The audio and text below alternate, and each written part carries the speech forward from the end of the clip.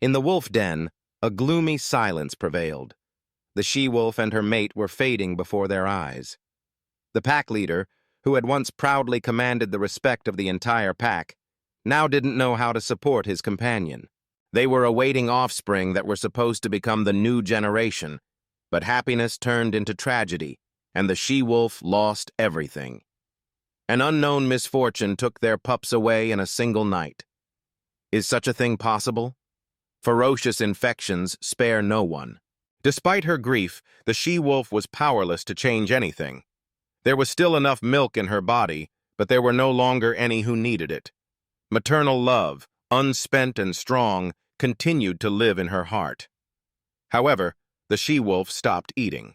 In vain, her devoted mate brought fresh meat daily, obtained with life-threatening danger. She would simply turn away, full of sorrow, and look into her companion's eyes.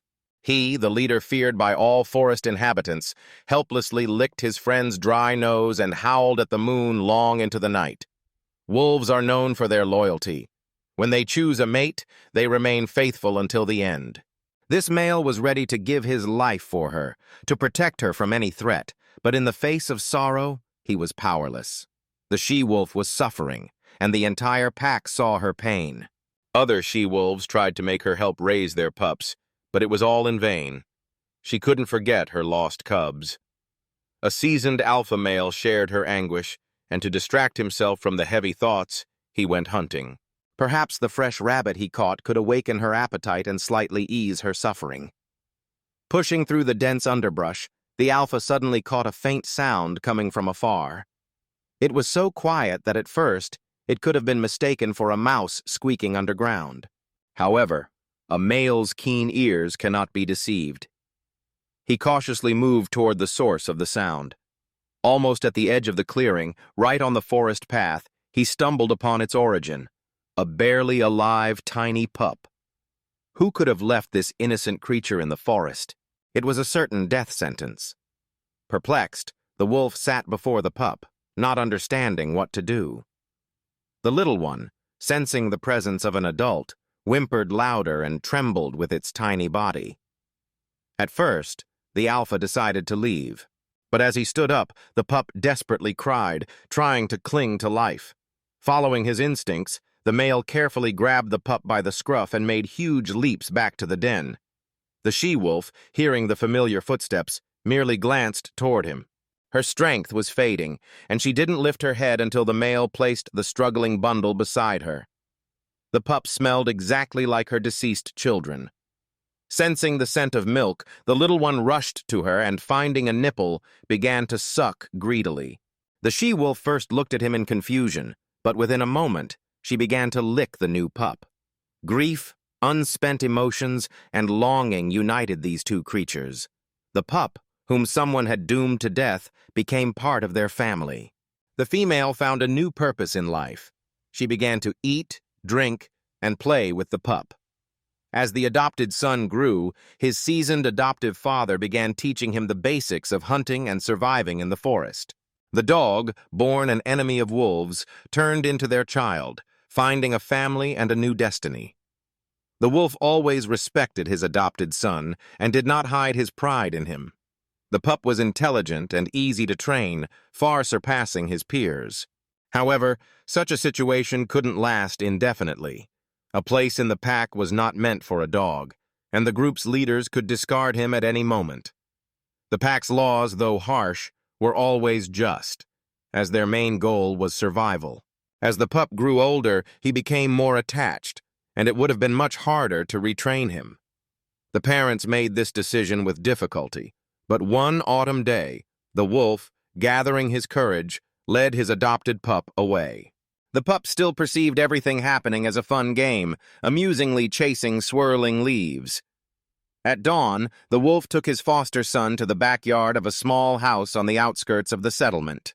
Guiding the pup forward, he paused for a moment as if saying goodbye, and then disappeared into the misty haze. Thus, he returned his charge to the people. A young teenager, Jack, found the pup first and, beaming with joy, rushed home. Blinking his eyes, he began to ask his parents to keep the beautiful dog. His father, Peter, immediately recognized the pup as a hunting breed, a Labrador. Moreover, its appearance suggested that it would grow into a large and stately dog. No one could figure out how the dog ended up on their property, but they decided to keep it. Just 2 years passed, and the pup, having grown during this time, turned into a smart, obedient, and indispensable hunting assistant. The other dogs on the property submitted to him, recognizing his leadership. Neither people nor the animals themselves suspected that the source of his charisma was his wolf nature. Buster, as the dog was named, demonstrated remarkable abilities. He easily found game, sought out the most hidden places where prey might hide, and chased it to the hunters. His senses were so sharp that he detected smells that were inaccessible to others, and noticed things that escaped the eyes of those around him. In the thick, impenetrable forest, the dog felt right at home. Hunters beside him did not fear getting lost or accidentally encountering a dangerous animal, like a wild boar. Buster was not just a dog, but a true partner who understood his owner with a single glance. However, one peculiarity of the dog puzzled Peter. Buster categorically refused to participate in hunting wolves. It was as if he understood that it was against his nature. When wolves were mentioned, he would simply sit by the car and not move. Persuasions and even threatening tones did not help. Eventually, the family came to terms with it. Buster was too good in other ways to reproach him for this unusual behavior. Jack and Buster grew up together. They were inseparable friends, playing, walking, and even sleeping side by side. The boy only went hunting with Buster. His father began passing on his hunting knowledge to his son, teaching him the nuances of tracking game and proper behavior in the forest. That spring, Peter decided to show his son how to hunt a rabbit. After a short preparation, the whole group set off into the forest, ready for new adventures. Sometimes Buster disappeared from sight, but no one worried. After all, he certainly wouldn't get lost. How did it happen? After a while, they found themselves very far away. Then the first traces of a winding path appeared, each revealing its own tricks. The father shared his knowledge. They walked for a long time, following the trail until they felt tired. They sat down to have a snack, deciding to continue the hunt afterward. Near a conspicuous fallen tree, they made a stop, unpacked their food. It was then that Peter felt an unpleasant chill run down his spine. Turning slightly, the hunter froze. Nearby stood a huge, seasoned wolf, the pack leader. It turned out that they and his son had chosen the resting spot too close to the wolf den, and now the alpha had come out to protect his own. Peter fully understood the potential consequences of such an encounter.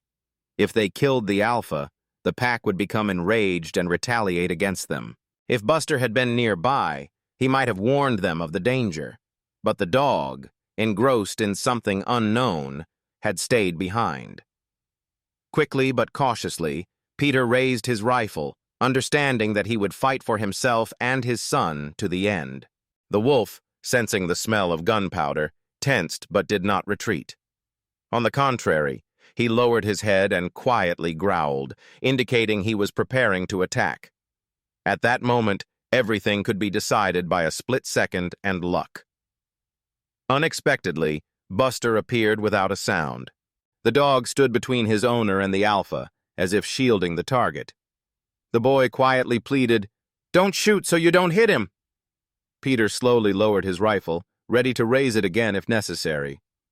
Buster, displaying typical dog behavior, wagged his tail slightly toward the alpha. Wolves do not make such gestures, but they understand their meaning perfectly. The seasoned male lifted his head, breathing in the air. He smelled something that stirred memories within him. The wolf recalled forgotten moments of his life. Scents, like an open book, reminded him of the past. Realizing who was before him, he took a step forward. Buster, happily wagging his tail, lay on his back, exposing his belly, the most vulnerable spot, as a sign of respect. Then, whimpering from the surge of emotions, he crawled toward the alpha, who let out a howl, calling his mate. The she-wolf peeked out of the den, and behind her, 3 pups could be seen. She examined Buster, then came out and approached closer. The dog pressed against her like an old friend. Meanwhile, Peter and his son watched the scene, unable to take their eyes off their loyal dog. Jack whispered to his father about how he found Buster on that rainy day. The wet ground, the tracks in the backyard that looked like wolf tracks. At that moment, the boy thought he must have imagined it and remained silent, fearing the pup would not be left behind. Now everything became clear. The tracks were wolf tracks. Life had led Buster to these predators who raised him and passed on their skills. It was thanks to this that their Labrador possessed such unusual hunting qualities. And now it was clear why Peter and his son had a strict taboo against hunting wolves.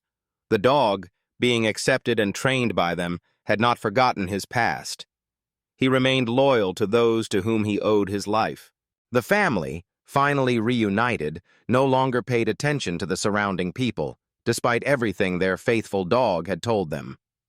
The secrets of his language were inaccessible to the hunters, and they could never decipher them. The wolves and the dog communicated with each other for a long time. The dog behaved unusually, as if flirting, making short but sharp sounds that no one had heard from him before. The pack leader watched with calm composure as his mate rejoiced in the long-awaited reunion with her son. His gaze, full of pride, seemed to say a lot. The alpha could not afford to show weakness. His status required impeccable behavior. However, sometimes he allowed himself to nudge the dog's side with his nose or playfully swipe with his massive paw at something the hunting eye couldn't see.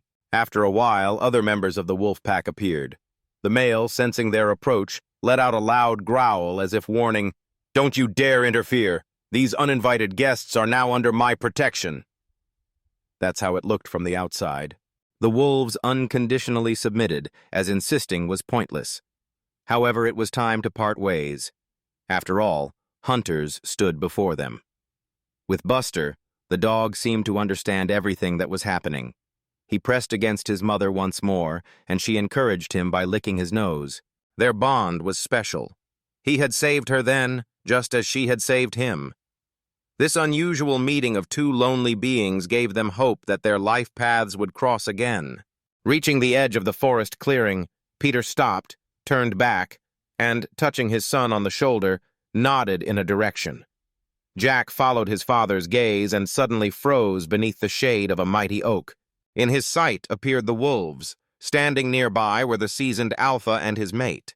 Their gazes bid farewell to the people, as if they wanted to ensure their safety.